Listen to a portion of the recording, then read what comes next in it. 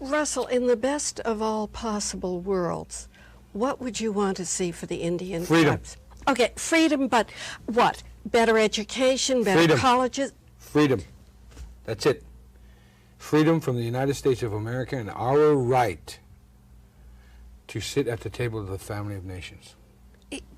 Be a little more specific, beginning with when you say freedom. Freedom to move off? I mean, you can move off the Freedom reservation. from the United States of America. Yes, we can move off the reservation, and unfortunately, we're like the refugees of Vietnam, of Mexico, of Cuba. We are forced to leave because of economic reasons.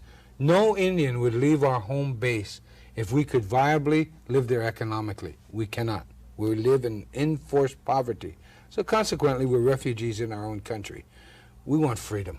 Now, not all of us. There are going to be a lot of Indian reservations that want to keep their hands out and be dependent on the federal government, but not my people.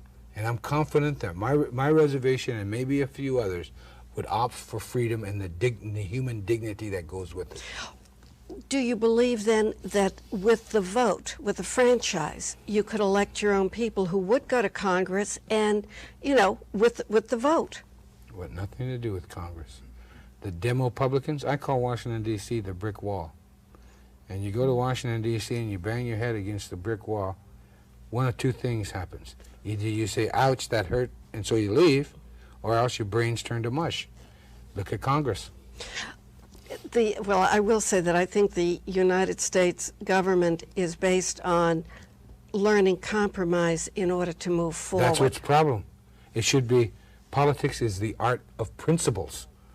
The art of compromise invites corruption. That's why you have the headlines. But then it is my way, right or wrong. If you aren't willing to give a little. You found that out. Give a little. We gave you an hemisphere. All right. We're now talking about 1996. But you discovered that a little bit, what goes on making a movie. I mean, we should say that the cover is Last of the Mohicans, Pocahontas. You have to give a little in order to get a film made.